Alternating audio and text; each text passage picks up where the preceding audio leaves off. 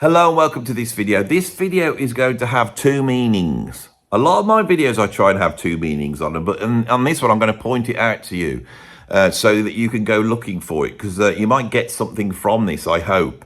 The basic meaning of this video is going to act as a thank you to one of the viewers of this channel, a guy called Rob, who has shown me an act of kindness I have appreciated greatly. But if we take that act of kindness and we look and see how it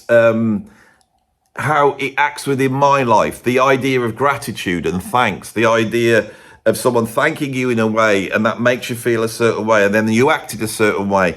And it's almost like these waves are beaming out. Well, Rob's act of kindness, when I received it, it beamed out some stuff. And that stuff has gone out into the universe as it does, and stuff has come back. And what it will end up with is the contents of this video. I'm not going to tell you what, but I just want you to stick through it because it's incredible. All right, this is incredible. And if you understand the meaning, I think, that's in these series of events, then it might change your view about the nature of your existence and my existence, now that relates together, and what the answer is to the life, the universe, and everything. That's what I'm going to try and attempt to do on here. But these things can't be described easily. They're very effusive. They sort of, you catch onto them and then they disappear.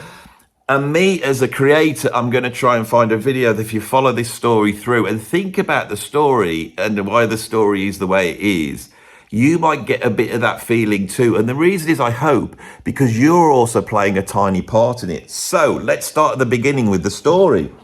A few weeks ago, I did a video where I pulled out all my John McLaughlin albums, right? And I went through them all and I held them up and talked about them. And then I pulled out the essential ones and had a discussion like that. I wanted people to show or to see my my collection of John McLaughlin albums, because without those I wouldn't be here and I wouldn't be talking to you. And that's quite interesting that those artifacts can have that profound effect, not only on me, but on other people. I find that a fascinating thing.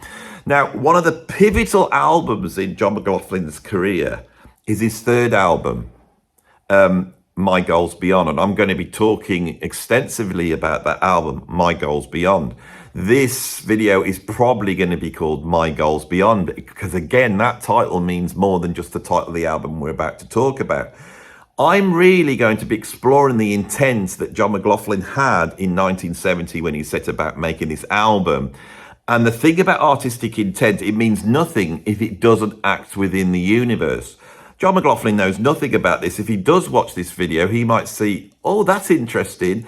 And if there is a part where he goes, that was my artistic intention, that was what I was trying to do. So to see this happening out in the world 50 years later will unveil how art works and how art relates to us as human beings, and how that relates to a great grand story, which is our existence together and individually, and how that relates. So I feel that this album, My Goals Beyond, is key in John McLaughlin's career, but we will get to that in a minute. So I held up my copy and I said, this is his third solo album, My Goals Beyond. Now, I love this album, right? It's got an incredible drawing of John, photograph of John. When I was about 14, 15, I did a pencil drawing of this. I wish I could find it, but I did a pencil drawing of this. I might bring it in. It took me about a week to do it. I studied that photograph in depth because I loved John so much. So this album is really important. There's the rear cover, and on side one we've got Goodbye Pork Pie, Hearts and Flowers, all the acoustic tracks that he did, you know, the very little acoustic tracks. First time John really did a thing like that. And then on side two we have these two incredible pieces of music, piece one and piece two. And of course, we'll get to this in a minute, but there we see the embryo of the Mahavishnu Orchestra. We see the beginning of the sort of bringing in of Indian music into John's work, but also the bringing in of that sort of Eastern philosophy and that coming out to a way of adapting Eastern philosophy to the West, and some of the teachers that tried to do that, including, of course, Sri Chinmoy. And this album is evidence of John's, first interactions with that. So this is a massively pivotal album that John decides to call My Goals Beyond. Anyway, that's what he was doing in 1970. In 2025, there's some bloke on a little YouTube holding it up. And there's some bloke on another content that goes, "Oh, Andy, you haven't got the original copy." And I said, "They'll be able to get, I've seen it's always been really expensive and they'll be able to pick it up. That's my copy." And he said, "You can have my copy." I messaged Rob and I said, "Look, that's amazing. What can I do?" And he says, "No, well, I just want to show my gratitude for the channel. All love, sending out his love to me.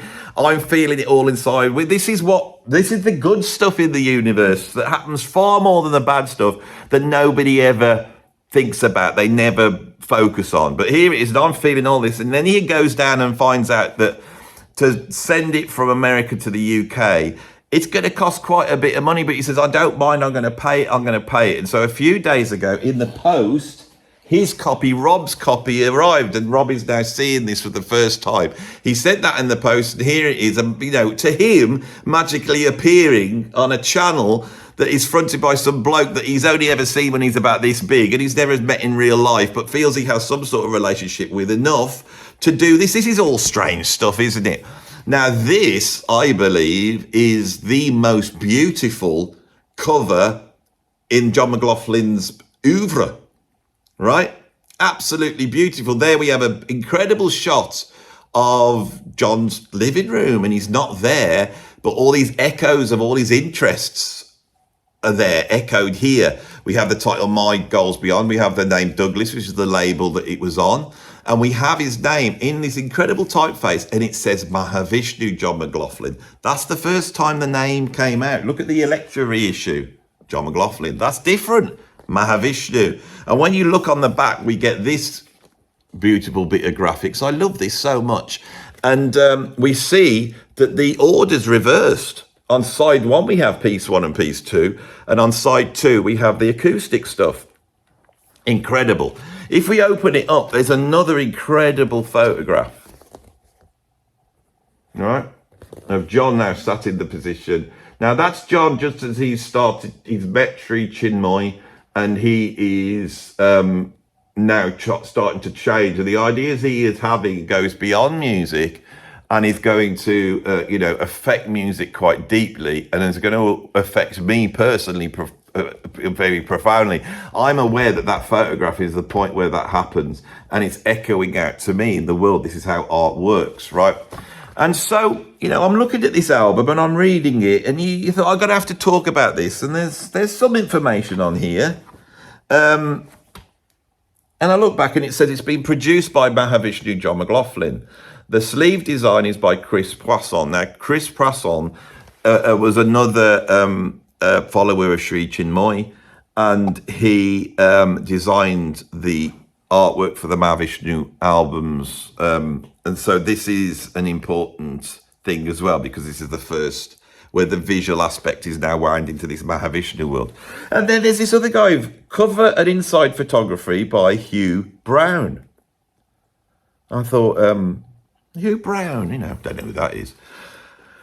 And so this album arrives, on the back is this name, Hugh Brown, so I Google it. And I eventually find a photographer that is called Hugh Brown. And I see him, and I see a contemporary photograph of him on LinkedIn or something like that.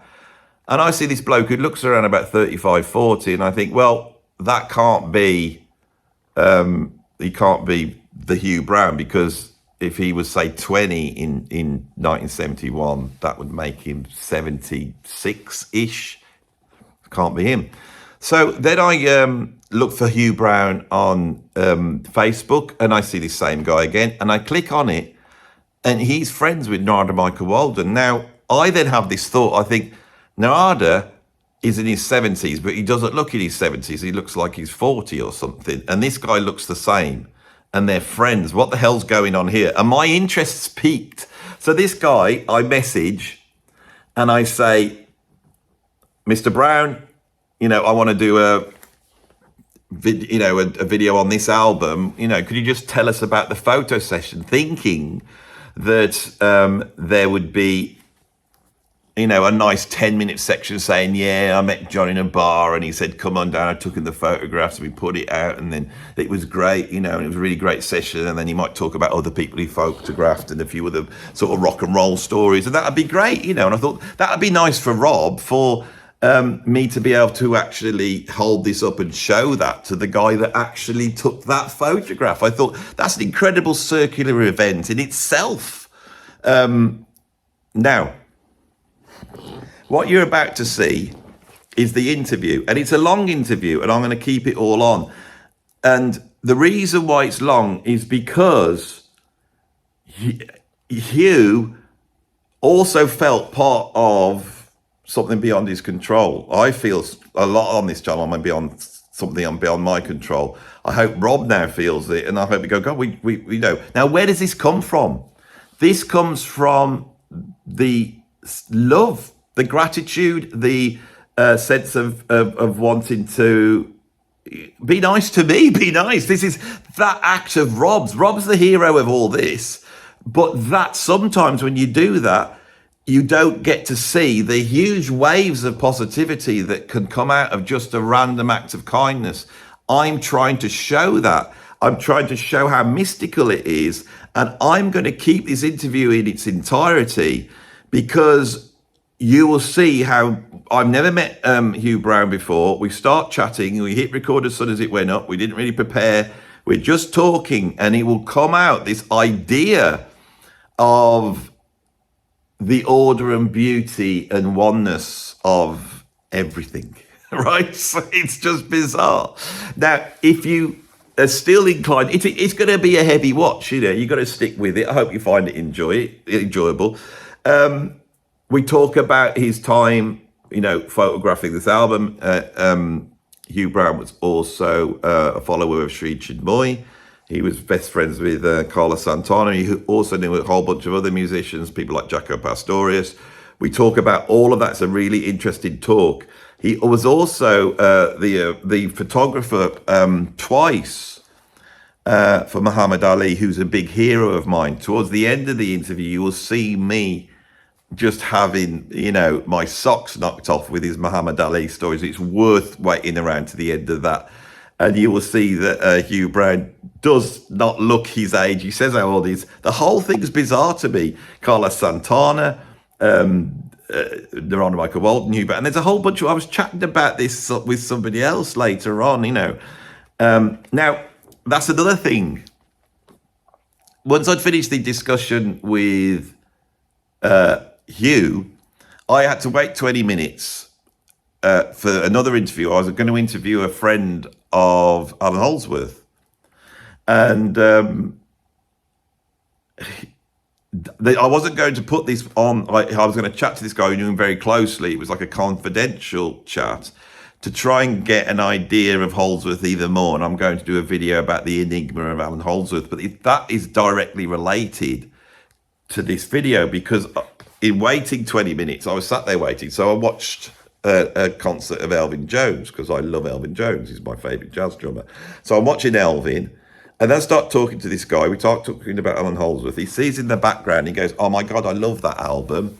That album is on my wall in the room over there. And I tell him about what I've just interviewed, and he goes, wow. And then he starts to bring in all these synchronicities. And he tries to explain this idea of individuality and going your own path, and the dangers of that, and how we were chatting about how certain musicians protect themselves from the toxic aspects of creativity. And we started to talk about Narada Michael Walden. And he said, he went, look at Elvin Jones. And I said, I can't believe this. I've just been watching Elvin Jones before we came on. So I have this in my life where I'm positing that these synchronicities, these things where the world seems ordered and it makes you feel happy and you feel like there's a reason for something and you walk away from the chaos and the void, are actually created out of random acts of kindness. So here's the interview with Hugh Brown. I will come back afterwards because I want to talk about this album in depth. So this is going to be a long video and an epic video, but that's the way it is. You might have to do it over a couple of days, you know, but you know, that's the nature of what I do here. It's big and grand, and I'm trying to get some hard points across. I've pointed this to you now, so see if this resounds with you, or am I just being silly and talking a load of nonsense? Who knows? If you do say that, I won't agree. Anyway, so I will now pass it over to Mr. Hugh Brown and my incredible interview with him about photographing the cover for this album. So I am here with Hugh Brown that took the incredible photographs on this album that I have just received through the post. This is such an incredible package. And unlike any other album that John McLaughlin has made, or any other artist, it's such an interesting aesthetic creation, but it also is a rare album. It's almost like a photograph into the not only the working process of a musician, but also the spiritual, metaphysical aspect of a musician. So you came to be the guy in that room with John photographing him. How did that come about? Oh, this is really good. I love this. I love this. Okay, so back in 1970, 1970, I go to hear a talk, a meditation by the spiritual teacher Sri Chinmoy, right? So I go to Connecticut from Manhattan, where I live, and we're in a town called Wilton, Connecticut. And it's a small house, but it's overfilled with people, right? The main area where you could see the teacher, Sri Chinmoy, was totally full. And there was a room in another room that had a cut through that you could see him somewhat, but that was full as well. So all I could do was sit against a wall next to a man on my right and my brother on my left. And my brother, who was a big jazz fan, jazz was the acoustic wallpaper of my youth, I like to say. He nudged me and he said, "You know who that cat is?" I said, "Who? You mean this dude?" And he said, "Yeah, that dude. He's Jazz Musician of the Year. He's Jazz Musician of the Year. That's John McLaughlin." And I'm like, I didn't know who this guy was. And I was like, "Oh, hey, that's cool." So I started chatting with him, and we became friends from that moment. So that's how I started with Mahavishnu, we called him later. And I know him as the superlative musician that he is, but he's a genius in a lot of ways. In so many ways, he's head and shoulders above most people, intellectually, morally, you know, just in so many ways. And he lived on 23rd Street, and I lived on 24th Street. So I used to go over to his house when he had Shakti and play ping pong with him. So we you know, so because we were friends in 1970 and students of the same teacher, he was going to do this album with Douglas Records. So he asked me if I would shoot the pictures, and I said, yes, I'd do it. And it was in his apartment. You know, he had that table. You see the table there? That was a really beautiful piece of wood that was carved by somebody that we knew, and I forget the name of the person. And then he put that was his shrine in a sense. And that's how I got to do the album. But, excuse me, I was mentioning to you before that in the early 2000s, they re-released the album on the Knitting Factory. And I had friends call me up and they said, wow, they re-released John's album and they got your name spelled right. And I was like, whoa, that's cool. So I didn't know anything about this. So I went to the store and I see the album and CD. They had, I think there's 13 pictures on there. They had my spiritual name, Lely Han, and they had my name, Hugh Brown, Browne, which a lot of people in the United States leave the E on. And I was, that's great. But they didn't have permission to use any of the photographs. This was copyright infringement. So I got on the phone and eventually got to the president of the Knitting Factory, and I said, "Hey, this is a great album. I love how they used all of the pictures." They said, "Oh, that's great. I took those photos, and you don't have any right to publish this."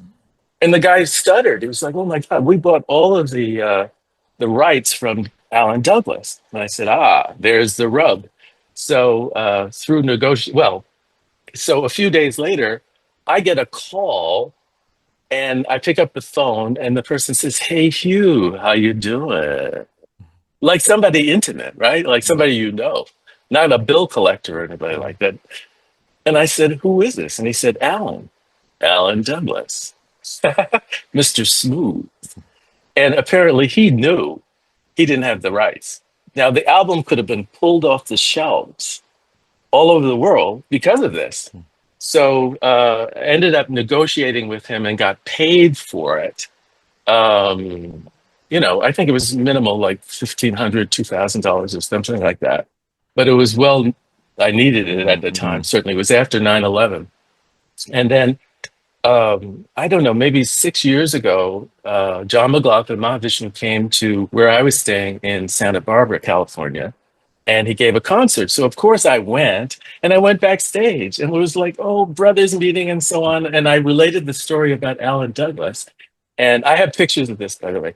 And he looked at me and he said, "You made more money on that album than I did." So I had the distinction of being the moneymaker on that classic album, which over the years, I've had people that, I have a random conversation and they say, "Oh, I also play the guitar. I'm a big jazz fan." And I mention that album. They go, "Oh my God, that's my album. I've worn the grooves out of that album." And it is such a nexus, a pivotal place for musicians and history and music to come together from, Miles to, uh, everybody, everybody. So that's my Yeah, story. That's how I got the gig. that's amazing, and I have got many questions, as you would imagine. In John McLaughlin's lineage, his first solo album is obviously Extrapolation, which he recorded in London. Then he goes to the States. He's been a musician for a long time and respected in the London session scene. But as he arrives in America, he suddenly makes these waves of eventually playing with Miles Davis, signs a record deal with Alan Douglas, who famously rips him off, paying him a paltry amount. I think it was $2,000 for both albums. Don't quote me on that, but I know that he got ripped off. But more upsettingly for John is he goes in, makes Devotion. That's got some incredible photography on as well. That sort of psychedelic under the water photography that I love very much. But he then leaves it with Alan Douglas, and Alan Douglas takes it away and mixes it with all these psychedelic effects. So we've never really heard John's second solo album in the way he'd intended it. Now, I love the psychedelic effects, and I love that album. His third solo album, this one, suddenly it's all different. We've got the name Mahavishnu on the front. The first time we see that. We've got Billy Cobham on here. We've got Jerry Goodman. And we've got a statement of intent too. The Indian music influences are now really in there. We also see a choice of tunes that he's decided to play. So, for example, Jeff Beck would never have gone towards instrumental music if he hadn't have heard this album. This album, like you say, is a pivotal album and it's a Nexus album. And so this, can you tell me anything about the deal he had with Alan Douglas, and was he fulfilling a contract, and how did he get a better control over what was going on this album? Because this does seem like a fully fledged statement to me. I could not speak to You that would at all. no, you I don't know. couldn't. I don't know the machinations or the maneuverings that took place. I knew that he was a friend, Mm, and I knew him on that basis, and as a person. And this is someone that is, well, you made a statement about this, this being a pivotal mm, album, but it's really him, right? He is so unique. Like he's a portal for So, like all musicians, like Miles, like, Mm, mm, Monk, they're portals, they're people, but what's pouring out of them? Where's this coming from, right? We're talking about religion, mm, atheism, and stuff like that, but they're a wellspring of something incredible. mm, And those of us who are sensitive to you say you're an mm, artist and you have ears and you have eyes, but when you look around, you see a lot of mundane things. But every once in a while, you'll see something incredible. You see, flowers and unique, and then mm, you see jewels.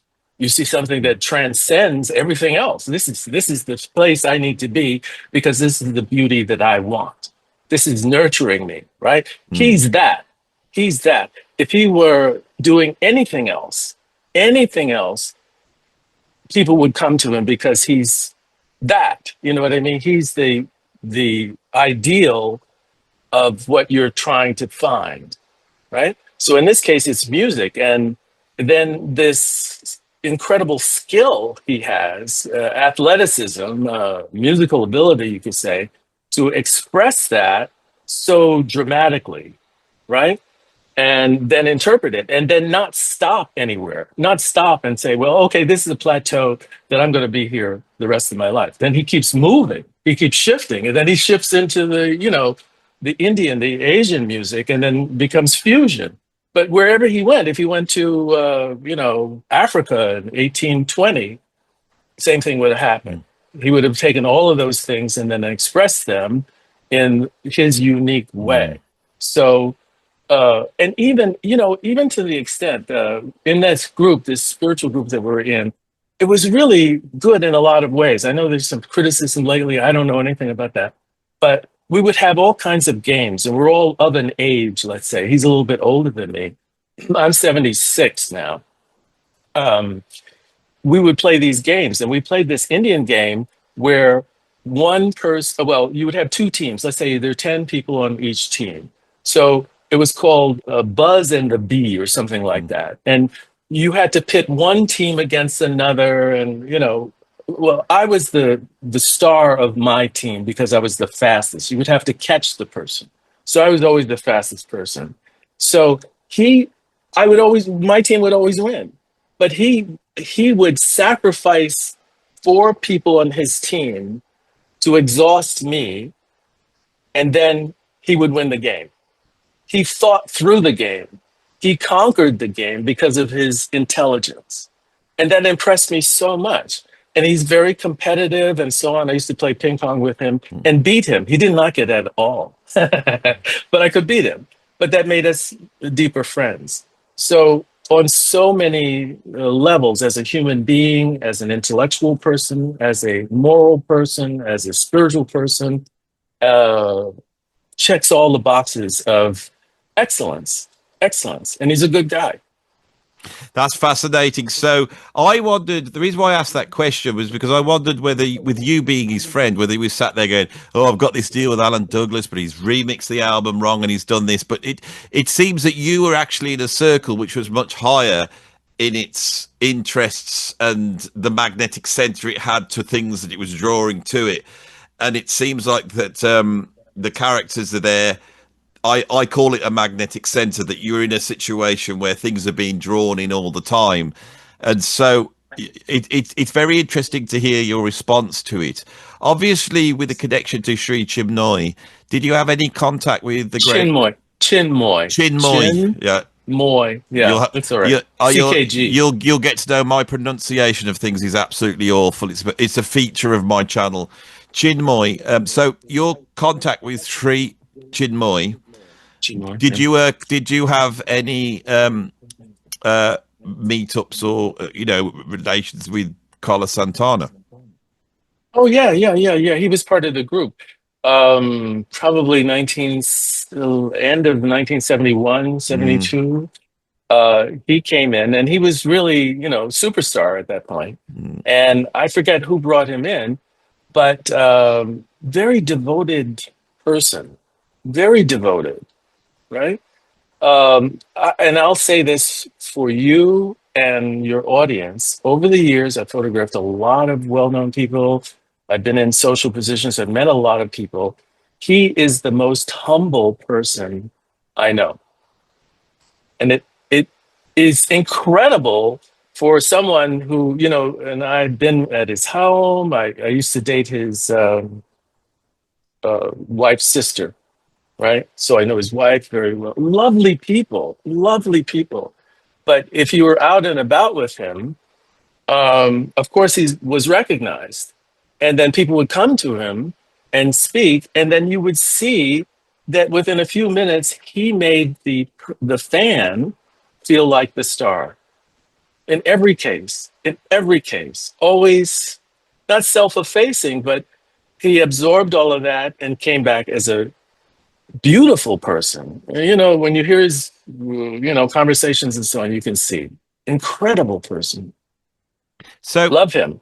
oh, Yeah. So he came to the center. yeah, the what I'm getting the feeling is that these are very special people, not only Mm. famous artists, musicians, but also people with honorable intentions. It's something I don't know whether we have in the entertainment industry as much as back then, but it's beyond just being interested in music, isn't it? It's interested in trying to make the world a better place, perhaps.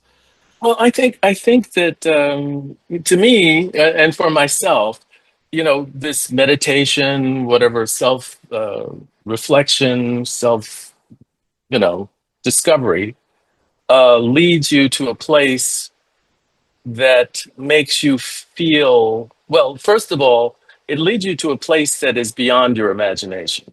It's who you are in essence, Mm. and who we are, all of us in essence, is unlimited. It's unlimited. And interpret that whichever way you like and say, all love, all truth, all beauty. It's there if you look for it.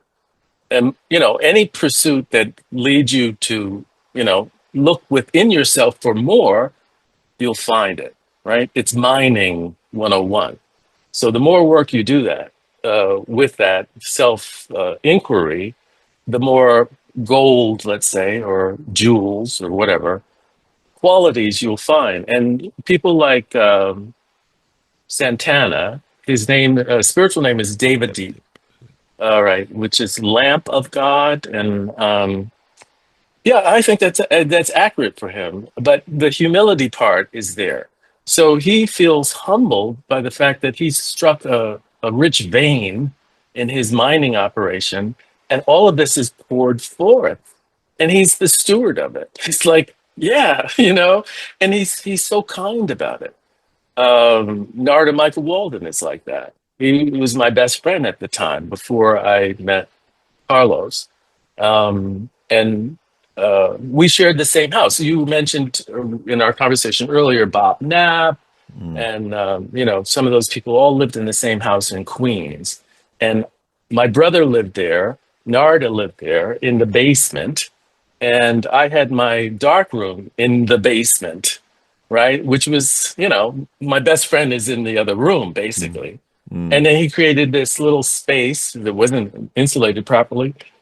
And then there was an endless stream of, Nile Rodgers, Jaco Pastorius, Tony Thompson, coming over either to get lessons or jam. So I'm in there, working a lot in the darkroom. I didn't need a radio. I didn't need a radio, right? So all of these cats were coming in all the time. So among those guys, Narda, Carlos, John, they all had the same sort of connection. You know what I mean? So they came together and it made life a lot easier for them because they certainly could trust each other. So John and Carlos, or Mahavishnu and Devi, would jam. Sri Chinmoy would get them to play together and stuff. And I have pictures of this. So um, it was just a great place, another nexus for things like you're doing. And you should tell how we met, just 2 days ago. I And then, will. yeah. And, also to add to that nexus, I lived on 24th Street and John lived on 23rd. So I'd go over to his house and play ping pong when he had Shakti. He didn't live there that long. But down the block on 9th Avenue, I was on 8th Avenue, was the the 24th Street Band with Hiram Bullock, Will Lee, Patty Scalafia, and they incredible cast that I knew as session musicians, right? So in my life, a lot of people like this have crossed into it at an important juncture. And this is an important juncture, I have to say, because I'm doing something, a new project called Inspiration Paradise. And I've been wanting to be more social because I have to be social for this project. And this gives me a chance to work on my chops. Well, I'm very proud to sort of announce that to the world on the channel, and I hope you'll get in touch when you're closer to sharing something and come and talk about that. And I'm hoping that the audience, because my audience is they love all this, you know, and so the people who are watching this. As I am aware, and I still haven't found, there's so much I want to talk to you about, and it goes beyond Mahavishnu and into other areas. But we'll get there in a minute. To get more specific, there's photographs of the recording sessions, isn't there, on the back of the album? Did you take those as well, or are they somebody else? For that album, I don't remember. Yeah. You know these. Well, you know what? That was the recording session. That was either rehearsal or record. So Airto's upper 11 o'clock. Yeah. Charlie Hayden, your fans know, great bassist. Billy Cobham, John Goodman, Eve McLaughlin, John's wife, Mahalakshmi, her spiritual name. The tabla player, I forget his name. That's Badal Roy. Badal Roy, right. And then that's supposed to be a representation of early Krishna in the middle. And so that was either... With Billy Cobham here as well, of course. Right. So a lot of the time that I spent with most of the musicians was either recording session or rehearsal at AGI, AGI. So a lot of the musicians I know, I would go and hang out. You know what I mean? I would hang out. And of course, I'm a photographer, so I would shoot the pictures. So in Carlos's book, The Universal Tone, which I'd recommend everybody read, not just music fans, but, just an incredible story. Really, really great story. I really enjoyed his book. I was asked to supply some images for that book, for that publication. And... but it's over the years, wherever I go, I'll take pictures. And I know now from taking pictures over 50 years that these significant events are historic. People need to know about them. I've gotten requests from all over, like, who was that guy in the back in the white suit on that album with John and Mahavishnu, Electric Ladyland, right? And I happened to remember at that time, who was that other dude? It was Larry Young on the Leeds, place. And then they want to know stories about, like, Larry Young, So I got to hang out with him. I want to know stories about Larry Young.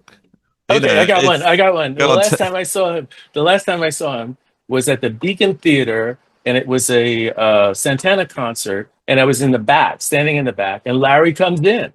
And I said, "Hey, Larry, what's happening, man?" And he goes, boing. And I was like, oh, that's cool. So what's going on? Boing. Hey, great musician. I said, well, that was cool. That was very cool. And he died not long after that. But I heard stories about him going through customs going into France. And they were checking, it's back in the 70s, I guess. And they checked his bag. And the guy said, do you have any drugs? And Larry's response was, would you like some? And the guy left and then let him through. But apparently he had some and he was ready to give. So there are all those little stories. But I think that, these people that go deep within themselves, some are balanced and some maybe not so balanced. Here's an interesting one. Sri Chinmoy said that... this was in response to John falling down the stairs. He fell down the stairs and he broke his guitar, right? And that's how he met Narada, because he had to go to a luthier in Kalamazoo. Michigan, and that's where Narda was. But it was fortuitous, you know. But Sri Chinmoy said some musicians tend to be, let's see, what was the word he used? Awkward or not coordinated as they Mm. are musically. You know what I Mm. mean? Which I found interesting. But little stories like that, you know, how he fell down the stairs and he used to fall sometimes. But he fell down the stairs, broke his guitar, and that led to Narda and Narda coming into the band, coming into New York. And then he is who he is now, which I think most of your followers probably know. Yeah, So, the Mahavishnu is a very interesting band because a number of those musicians didn't just go on to work in fusion. Obviously, Rick Laird in the original Mahavishnu, he became a photographer as well, and quite a well-known photographer. Did some great work. Narada eventually ends up as a sort of pop star and then a music producer of the biggest artists in the world. And not in that order. Not in yeah, that no, order. the other way around. Yeah, Right. So if Narda watches this, Narda was in the basement. He started playing music with Mahavishnu, and then Atlantic signed him, 5 record deal. mm, And those records didn't, you know, I helped work on. I mm, have a writing credit on one of them, which Narda brings out the best in you. yeah, What yeah, should I write in this area? yeah. So then they saw his chops as a producer, and then right from that album, you know, the 5 record deal, he went on to become a producer, and he produced Angela. I think Angela Bothwell was Bethel, his first. yeah, Yeah, that's right. right. Yeah. So anybody, if you know Narda, Narda brings out his genius is bringing out talents that you had no idea that you had. I'm not a singer, but he had me singing lyrics. You know what I mean? Getting over my shyness and timidity and stuff like that. And he's like so encouraging. He's a producer. And in a sense, it's what I do with the photographs. With if I'm doing portraits of people, I have to find what's best in them, what they want to see of themselves, put them in the right setting, and then coach them to show me what they got. Mm. You know what I mean? I'm producing them. I'm a coach. I'm bringing that out that's already in them. And that's what I'm doing with my new project as well. But throughout my life, I'm trying to see, I see it in you. I see you for, you know, as something special, maybe more than you see in yourself, right? And I'm bringing it out. So Narda is great at that. And I've seen him with little groups of people. Sri Chinmoy would have us do little musical numbers or something like that. None of us had any talent. You know, like we were going to sing some Christmas carols. He orchestrated this thing. Oh man, it was incredible. I was crying while I'm singing in falsetto. You know what I mean? I'm like, oh, I never did this before. But it was him. It was him. His will, his passion brings out that. So unique individuals. And for him to be able to, you know, for him was a natural to go on and next to someone like Aretha or Whitney, he's going to be the coach of their lives, you know, which he was, right? He was, Mm. you know, so, Yeah, for so many people. it's very odd because for me, I became very interested in music in 1980. I started to play the drums, and I felt I was looking for something. I was looking and looking. I was listening to lots of different records, but very within a few months of starting playing, bizarrely on television, Billy Cobham came on and did like a lecture. It was like a masterclass. God knows how this was even on television, but it was on the television at exactly the right moment for me. And so Billy Cobham became my first number one hero, but I was still searching and searching. Eventually I pick up the Wired album. And when I heard Narada Michael Walden come in on Lead Boots, that was what I was looking for drum wise. And the only way I could explain it was I wanted to hear great drummers, but most great drummers I found intimidating, whereas Narada's playing I found inspiring. It didn't make me feel little. It made me want to play Wow. because beyond his technique, there was an exuberance in his playing that I knew that he was able to bring into musical situations. I love Weather Report, but for me, the greatest moment of Weather Report is when Narada Michael Walden steps into that band, and suddenly you hear it. You could hear him switch that band on. He did this with the Mavish Orchestra. He did it with Jeff Beck. He did it with so many musicians. And so 40 years later, when I'm in a bit of a rough space, personally, and I start doing a silly YouTube, and I do a YouTube video, which is basically, I love Narada Michael Walden. I wouldn't be here for him if it wasn't for him. That's beamed out something into the universe. And the next thing I know, he comes back, and now he's a friend. He regularly, sends me messages. He keeps in touch.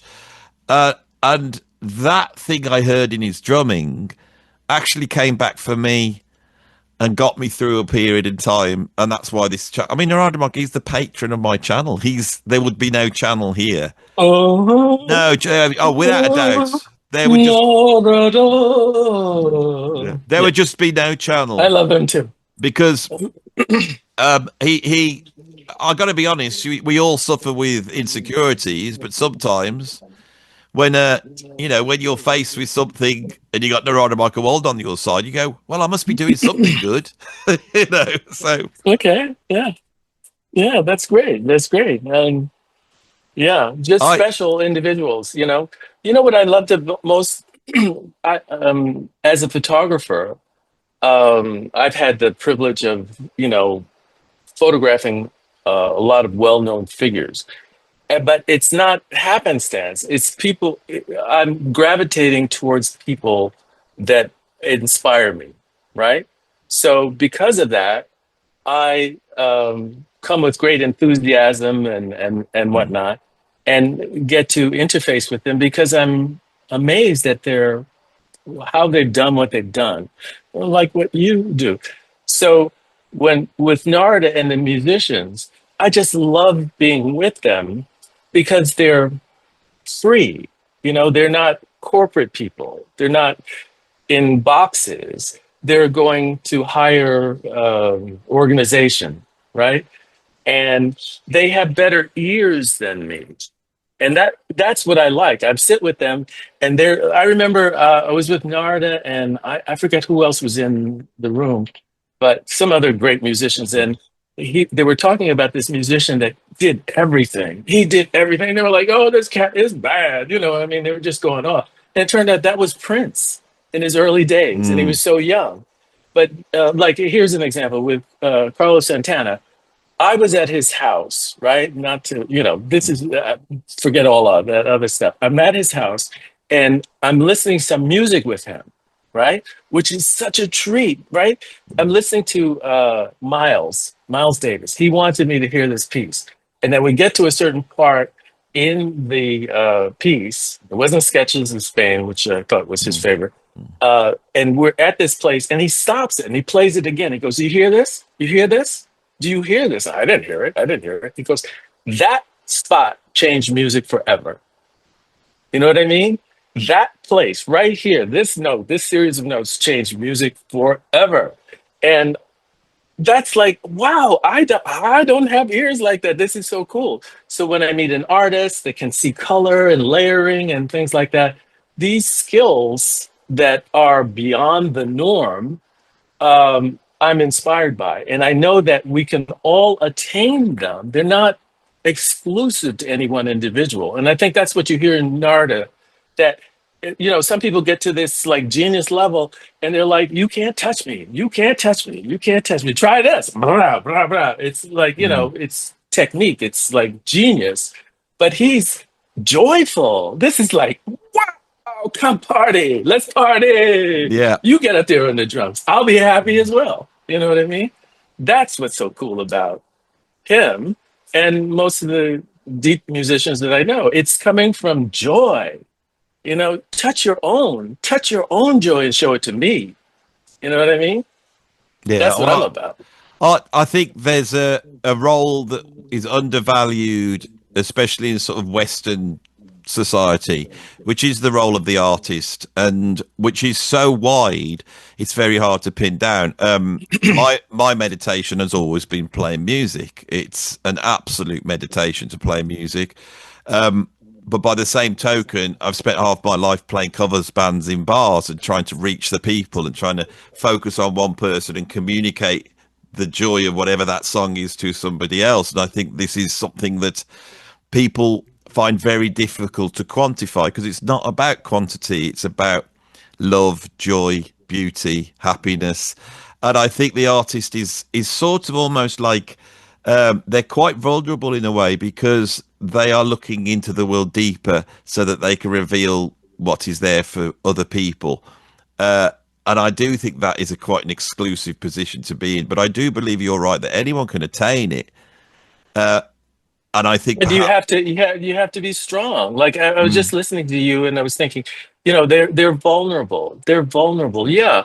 But some are more like enabled, like John McLaughlin, right? He would be great just mentally, right? But think of a singer. I think of singers that sing their heart out. You know what I mean? They're mm, talking about a broken heart or something mm, like that, and having the courage to get up in front of people and pour your heart out and accept people going, "Oh, you suck." You know what I mean? I grew up in Harlem, and we had the amateur hour on Wednesdays, and a lot of musicians, a lot of singers, and people came up there, and they did just that. But the audience is so real that they would go, "Oh, you suck," and they would actually play a siren, and a guy would come out with a hook and take them off stage, and mm, that might have been the best thing in their life for them. But I give so much credit to people, and I'll tell you this in my project. I have a project called Inspiration Paradise, and I'm asking people uh, to join me and take a stand against the negativity in the world. Right? There's just so much negativity, so much negativity.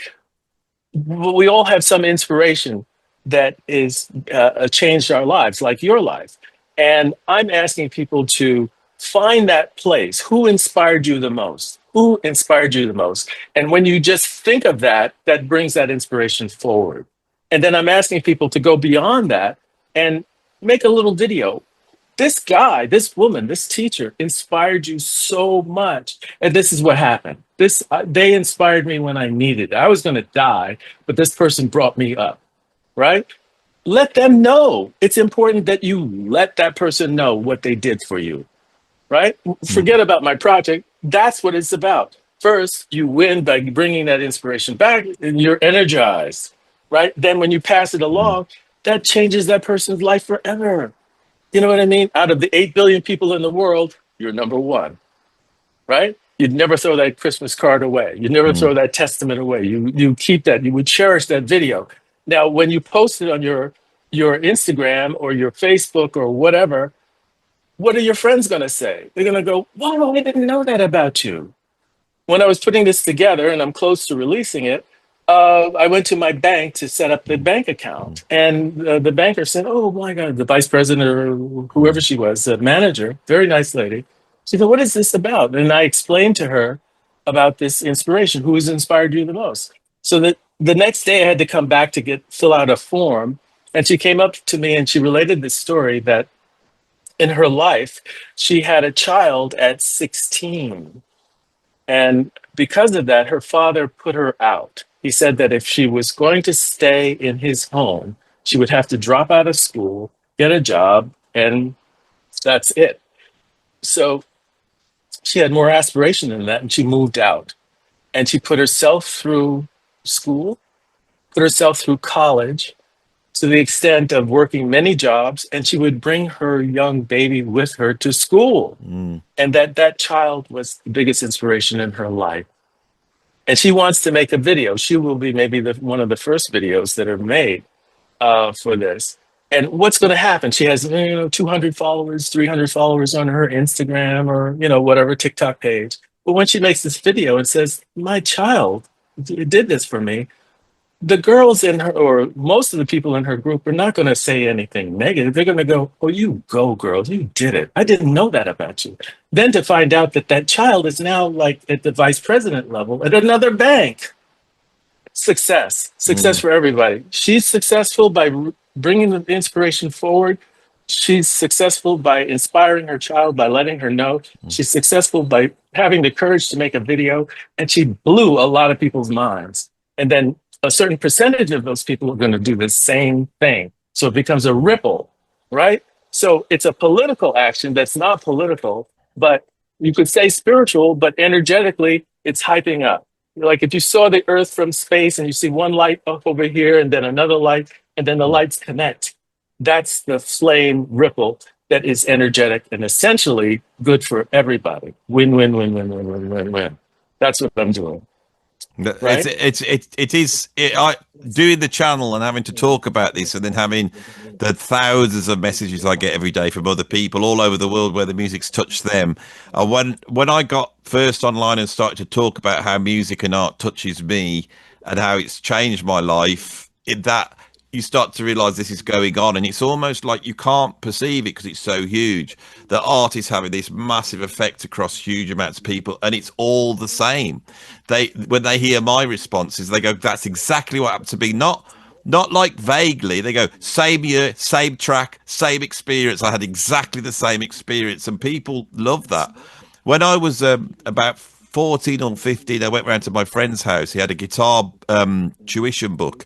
It had some suggested listening in the back, Eric Clapton, Jimi Hendrix. And right at the bottom, it had a little description of Birds of Fire by Mahavishnu Orchestra. I became enthralled by the names Birds of Fire. That was I thought, this has got to be the best album. It's called Birds of Fire. And I don't know why that was so compelling. I started to look for this album, couldn't get it. I told my mum and dad. Eventually, my mom found it in a shop. I came home from school. It was on the side. When I put that album on and I heard the track Birds of Fire, I was having a nervous breakdown. I was 15 years old. I was in a terrible dark place. And when John McLaughlin starts up on that guitar solo, what I heard was my pain in the music. The John McLaughlin that you describe of being so, confident and full of light, and that's not what I heard in the music. I heard desperation. I heard the existential angst that I was experiencing at 15, but I also heard that he was reaching so far up. So it was as though that pain was being channeled and he was moving upwards. It didn't sound, I'd heard like Indian classical music, and that's very peaceful. Mahavishnu didn't sound like that at all to me. It sounded like he was solving something for me. And then you talk to everybody else and they had exactly the same experience. And I remember a guitarist contacting me, and he said that he used to hallucinate Birds of Fire in his bedroom when he was a child. He said they used to live, and he said one day when he got to a certain age, he knew he couldn't look at them anymore because he was getting too old. He opened the window and they flew away. And then the next week he discovers Mahavishnu, Birds of Fire. And this is specific. It's really interesting. And then you think of Stravinsky, with the Firebird, and another piece. Yeah. Let me just say, we before the pre-talk, before this official talk, we're talking about chaos and order, right? These synchronicities speak of a higher order, right? They're not random. It's not random. It shows the connection between people. Our meeting here shows the synchronicity in a startling way. It's so great. And I want to remind people that the reason why I'm doing this, and the reason why I'm talking to Hugh here, is because somebody in a different continent sent me this out the kindness of their heart. And you open that up and you have that incredible scene of that man I just described and what he did for me, and why I'm here talking to you. And the man who originally saw that is looking into that view and decided to click at that moment is this man here that I am talking to now. Now, if you step back and go, well, how has this happened? Well, this has happened in a matter of hours, a few days, and here we are. Because what is bringing all this together? And that's why I wanted to talk to you. And I'm so glad that our conversation has been able to highlight that, because that we have bonded over the fact that you feel exactly the same way about art and music. And you have a project right now where you want to share. It is connectivity. It's connecting on a level which perhaps we're often afraid to show. I don't want to talk about having a nervous breakdown at 15 years old. You know, I was in a terrible place. I was in a dark, chaotic place. I became aware that there was a black void out there, and it was terrifying that at any point my life could crumble and fall apart, and it felt like I could just, everything could fall apart, and I was physically ill. I was physically ill, and I got taken to the doctors, and the doctors started to look at my illness, and they said, I think he's got kidney failure. And so I can remember coming out the doctors, and my mum and dad were really worried, and I looked at them and I thought, am I dying at 15? If this was really me as a creative person starting on my creative journey, this was where I had to start. This is where I had to start. You know, where's the order? How do I create order? I often feel with a lot of teenagers. I'm sorry to talk so much on your interview, but I think No, I'm no, no, it's yeah. fine. It's not I my interview. well, I got criticized. I get criticized for this, but I get so fired up by what's going on and what you're saying. But so many teenagers who are creative, they don't really have the tools to understand how to be creative, and more to the point, that no one will hate them for showing their true self to the world. That's what great artists do, and that is what I've got from talking to you today. Is that same Yeah, yeah, message that yeah. but as a photographer, going, please show me the real you. I You know it's beautiful. I just need you to make sure that you know it's beautiful, and then someone can communicate who they are through the lens. I think that is something I've never really thought about before. That's the Well, the job. thing is, with photography, a lot of times as a photographer, people come to me in a period of Mm, transition, right? They've made a record, an album, or something like that. They want to go to the next level. They've done something socially, or they need to promote themselves in their new position as vice president of special development. So they don't really know how to present themselves. So have to and I have to see them. I have to feel them, just like a producer. Show me what you got. You go up on stage, show me what you got. Oh, I think that's cool. I think you're at 70%. Let's go to 99%, right? And I don't make any choices for them. I find what they love the best. I take them to a place that makes them feel the most comfortable. Oh, here's the best example for music fans. The trumpet player for I can't call this guy's name right now. Well-known singer, which will come to me later. It doesn't matter. Uh, you know, well-known all over the world. He came to me and he said, "Hey, man, I'd really like to get some pictures for my website." And I said, "Oh, okay, sure." Trumpet player. I said, "Well, how do you see yourself?" I said, I love to do this. I love to do that. I'd love to be out in the street with, like a busker, what the buskers are, mm, mm. play and then we put a hat down and make some money.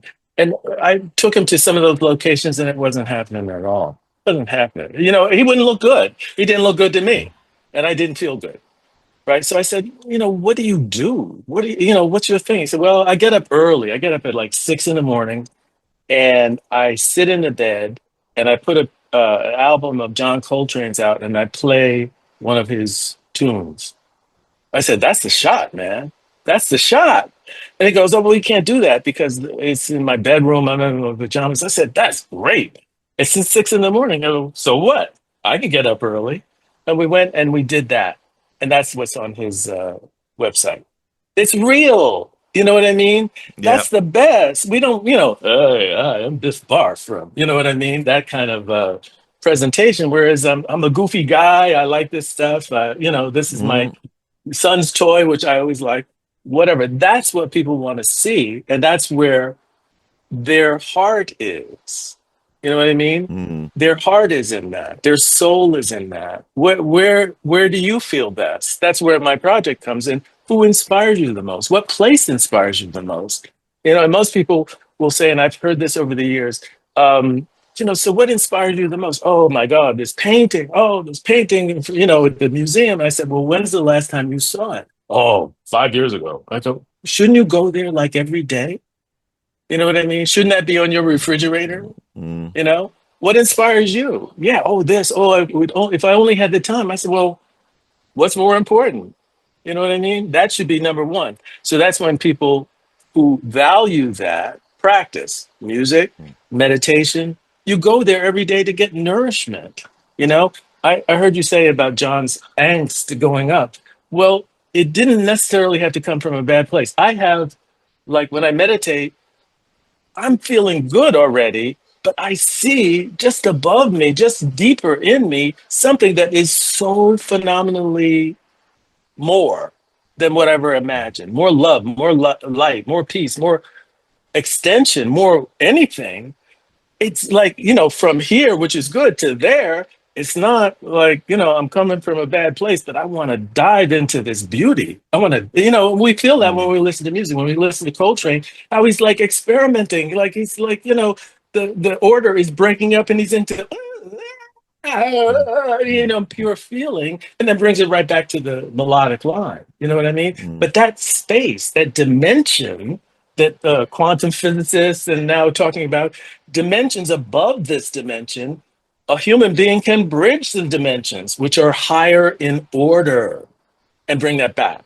That's the beauty coming through. That's the mining paying off. That's the divining of life. That is very interesting, especially that. Could you just tell us some of the people you have photographed? I did see a few photographs, and there's one of my heroes in there. So Oh, okay. All right. So, Muhammad Ali, there we go. right? All right. That was, I think, one of the best. First of all, You were when you were he, very young at that time when you photographed him. all Is right, that? well, first, I photographed him twice. One was when I was in university, in college.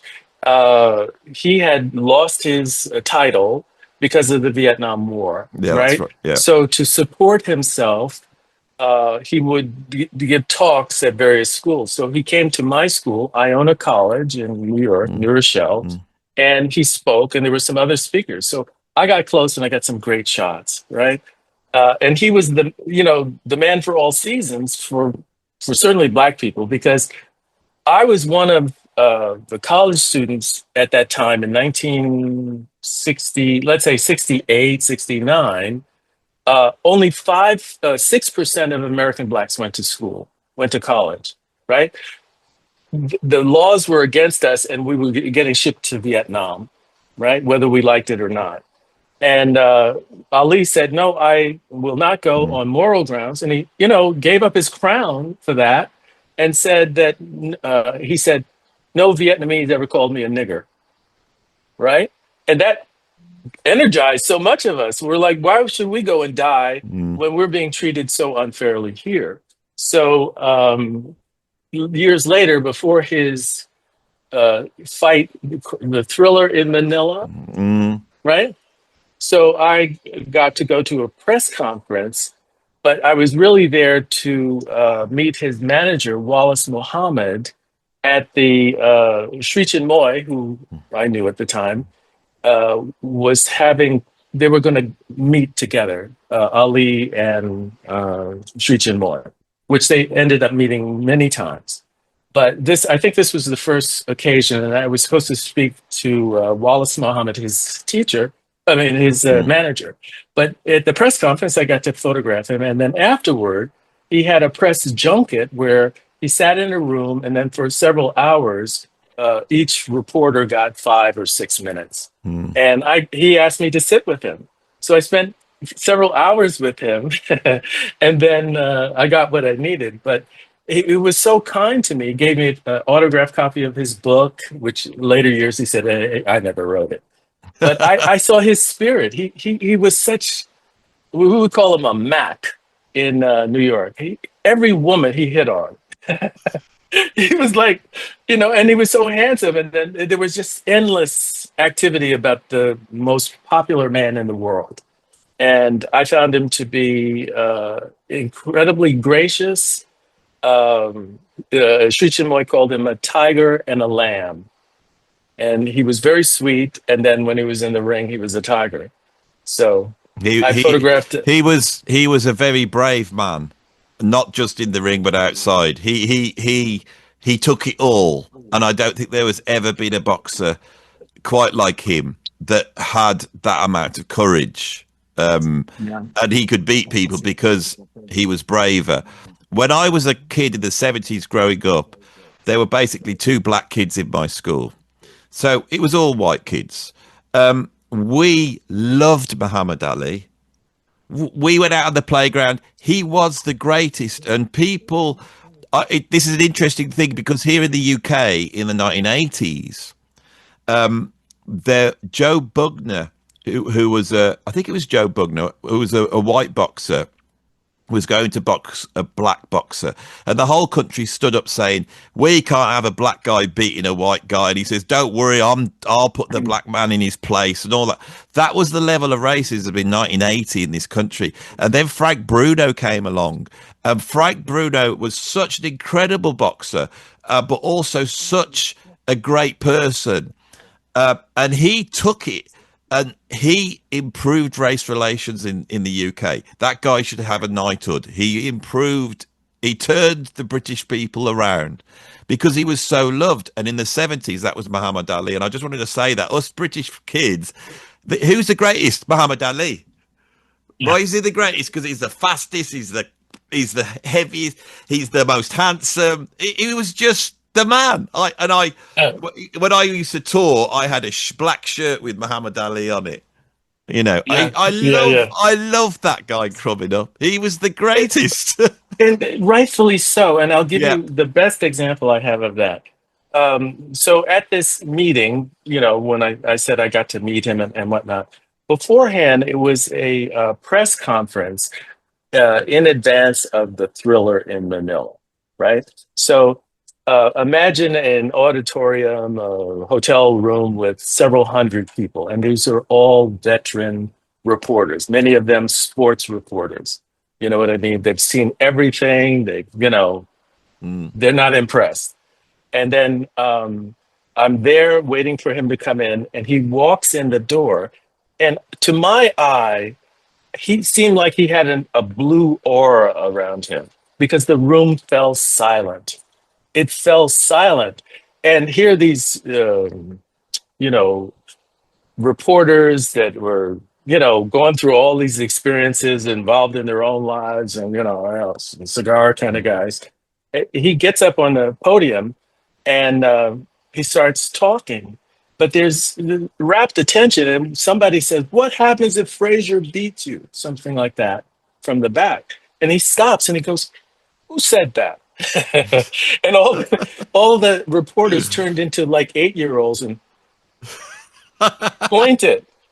And he said, "Come up here. Come up here."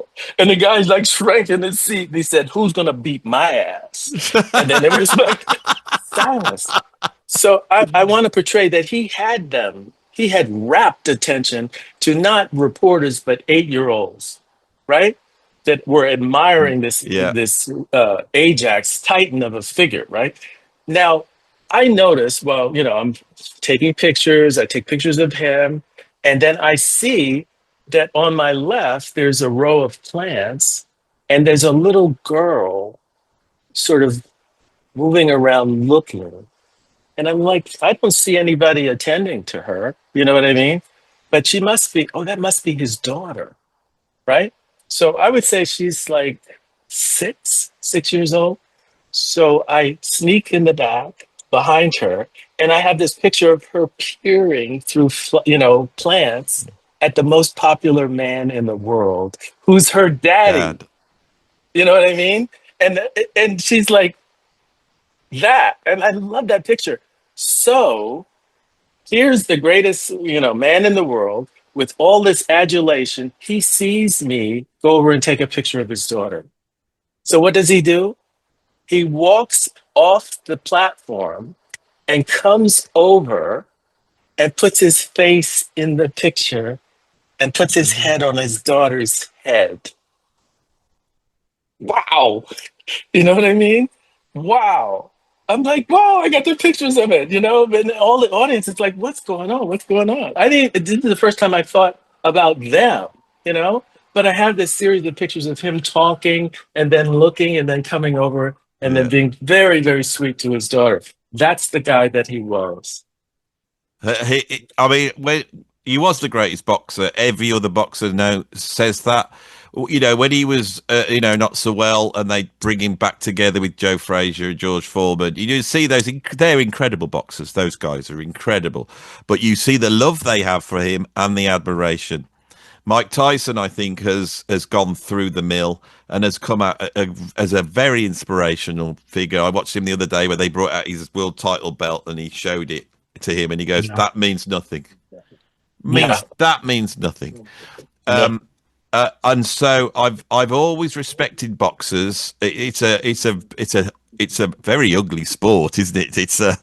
But within that, it's like a dialectic, isn't it? That within that are these incredible people that stand alone, and I think we need to champion them. And it's been so great to talk to you and to be able to cover people like John McLaughlin, photographers, talk about art, talk about Sri Chinmoy, talk about I do know how to say it really, and end up with Muhammad Ali, because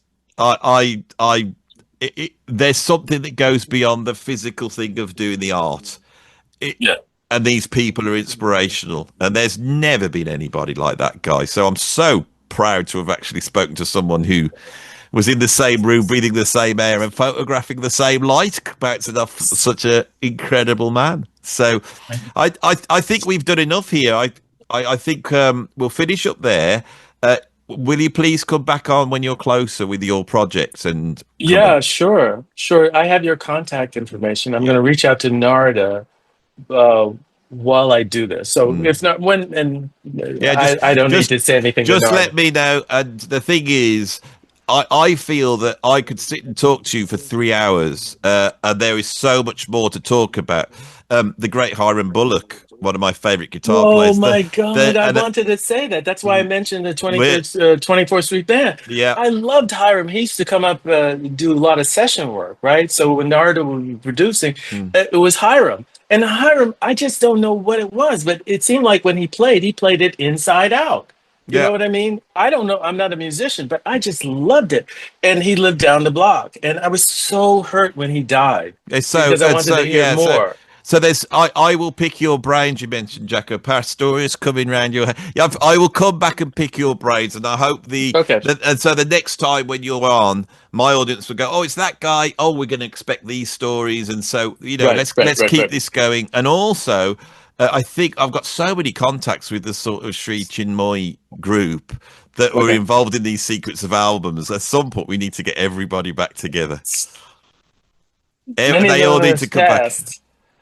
The guy that did the design, Ashok or Mm. Chris, Chris, yeah. he died some years ago, and it happens. It happens. Yeah, that and But those it's nice that to share stories. and so Chris Poisson, he did. I forgot what he also He designed did this. Birds of Fire. Did this He one? designed that, yeah, and he Yeah, did Birds of Fire. and it's worth Mahavishnu fans. You got to remember the Mahavishnu has a typeface. It's the typeface that appears on Birds of Fire, and it's the typeface that appears on Visions of the Emerald Beyond.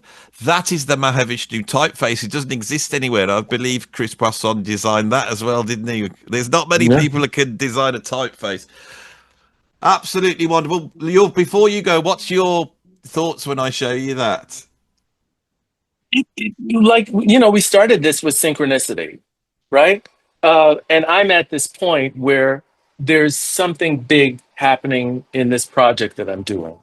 And this is let's say, the validator of the process, the synchronicity that proves to me coherence, if people understand that once you're doing what you're supposed to do, those elements come together automatically. And this is a prime example of that. That picture was done Mm, 1971. mm, And then 2 days ago, I was talking to someone, and most people have no idea about this. And this woman did. And I brought the pictures in to mm. show her. And you contacted me that night, right? How synchronicity works for a purpose. for a purpose, for a good purpose. So your fans, should be inspired by this, will be inspired, and I'm encouraging them. Let's bring that together.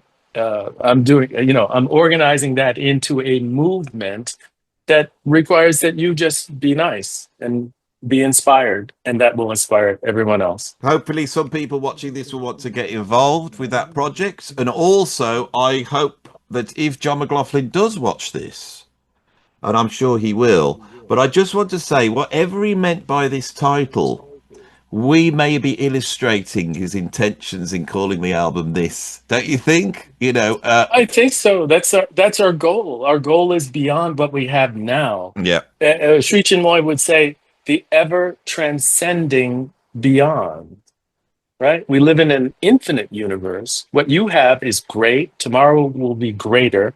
And then as we proceed, it continues infinitely. So my goal is always beyond.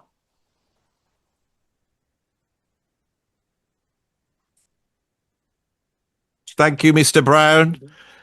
And that was wonderful. We will finish there. I hope you all enjoyed that at home. No other music YouTuber brings you this sort of, metaphysical discussion with people of such worth. This has been incredible. So I hope you appreciate it. And if you do appreciate, you know what you need to do. You put a like on the video, you go and become a patron and all that type of stuff.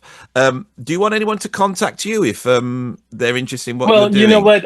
I will contact you, and then, if and when we do another piece, it will be available. Lovely. Right? There's an ebook is done. There's a website that's 99% done. So that way they can I can even give a QR code that would, show Lovely. Everybody all of the addresses. So I may add that on this video in a few months to come. Anyway, thank you all for watching. See you all soon. Love you all, and keep interacting and being creative. So this album, My Goals Beyond, it's suddenly you see that there is an intention in what John McLaughlin's trying to do. What are his goals at this point? Right, I have a theory about John McLaughlin, and it is only my subjective opinion. But he's a searcher, and throughout the 60s, he's searching, right? Now, when you search, you develop a thing that Gurdjieff called a magnetic center. And that is the first thing that you strengthen within you. And the magnetic center starts to draw things to you, events, right? When people say, be careful what you wish for, that is an expression of this thing. My dad, who is in business and taught business techniques and helped me, in that regard, talked about the reticular activation centers of the brain. And he also believed that you had to get your intentions correct, and then by asking the universe, it will deliver, but it will deliver on where you're coming from, okay? And this is what this album seems to be about. It seems to be about looking at the past at that point. He does a bunch of jazz standards. We can see the acoustic stuff. He returns to the acoustic guitar, and he does this many a times, John McLaughlin does, and he goes through a whole bunch of people here. We get Chick Corea, we get Miles Davis, we have Charlie Mingus. It's almost like saying, this is who I am. And then on side one, we have these two great statements. He pulls in a band that is stellar by any accounts. Ornette Coleman's bass player, Charlie Hayden, the great Bad Elroy from the Indian classical music community, Ayatu Mariera from the sort of percussion of the Latin American. We have the rock guy, Jerry Goodman, who is also classical because he was like a classically trained violinist. He's brought in. We have his wife there. You have his personal family there. We have the great Dave Lieben. It's almost representing like the Coltrane thing. And in the center of all that, we have Krishna. And as I hold that up, I hope that is he visible in the background? See, just about, not quite. Where's my little Krishna? There. So we bring Krishna into the mix. So he is here with me, and he was there with John at the same time. I'm badly composed now. Not decomposed. Anyway, so this is a statement of intent. We see the name Mahavishnu. Many people see this as going, well, you got Billy Cobham, Jerry Goodman, you got John McLaughlin. This is the beginning of the Mahavishnu Orchestra. We have the acoustic guitar, we have the Indian classical music. This is the beginning of Shakti. It's setting up himself up for a project that's going to run, right? Can't take the lack of symmetry. I'm going to have to put that back. There we go. That's more peaceful. Krishna, you need to be in the picture, I think. I think we need Krishna in this, right? And let's bring the Buddha in. There we go. Feel a bit happier now. So, there, right next to my head. That's how I like it. And so, where was I? Putting myself off, no doubt. I think John had an idea that he loved music. He became interested in the esoteric. This was through people like Big Jim Sullivan in the early 60s and then Graham Bond. There's a certain journey there. He joins the Theosophic Society. I became very interested in Theosophy when I was of a similar age. I ended up going towards Gurdjieff, and then I rejected all that. Then doing this channel, I've had a journey back to these more mystical and spiritual thoughts, which I am now having in a all the time, it seems, and that this video is an expression of that to some extent. Goes to America. When he goes to America, he meets his heroes. He ends up working with Miles Davis, and he meets Sri Chinmoy, and this change happens. And I think that John had a project where he wanted, through music, to reach people in a way that went beyond music. Now, what is bizarre is that John achieved it. And the Mahavishnu Orchestra had success beyond what you would expect a band which is so fast, out of control, mind-blowing to have. Mahavishnu Orchestra wasn't some group that just toured around little jazz clubs, playing to a cognoscenti that understood this was heavy music. They played to huge crowds. Their albums sold in great numbers. They became a fixture on the scene. And they almost became, for a certain generation in the early 70s, this experience that you go to have your mind elevated. I think this was a great... I think this, for John, falling into this maelstrom, the intentions that he had on this album, I think they sort of came true. He achieved it, and that was at a cost. He then goes beyond that into Shakti, and I feel that the Mahavishnu Orchestra and Shakti belong to a period of John's creativity where the door opens on this album and it shuts with natural elements. There's a run of albums there, and I think we're all here for these albums. After that, John starts to explore other things, and it's very interesting, incredible. He does the guitar trio that also sells millions, but that's much more about mainstream ideas of what music is about. Those albums in the early 70s, for me, go beyond just being music albums. For me, the peak is Visions of the Emerald Beyond. And so if we actually look at the meaning, and no one ever discusses this with albums, we have his My Goals Beyond. Then we have the Visions of the Emerald Beyond. It's about looking upward. Now, in the interview, I explained where I came in at 14, 15, I think it was 15 when I heard Birds of Fire, and how that spoke to me. This is the nature of how art works. And if you're aware of it and you can point it out, I hope this video has pointed out the ramifications of the artistic intent that John McLaughlin had when he made this album. And I have tried to describe it here. And I've taken a liberty because I haven't spoken to John McLaughlin. I don't know what he thinks at all. He may look at this and go, God, I never thought any of this. This was never my intention at all. And it's incredible that what I did has had that sort of effect on people, even now, and these little specific events are happening. Or he might say, no, I had an intention of trying to create something that would speak to people. I don't believe artists really sacrifice themselves to art in the way that they do without having the belief that they can reach people. I think this is such an important aspect. And it's that aspect of the desire to reach people which actually contains the downfall or the success of the musician. And I'm about to film now a video about Alan Holdsworth, where I'm going to talk about the other side of this. And I'm going to try and illustrate another esoteric point on that video, which is brilliant musicians are brilliant musicians, but they are playing with fire.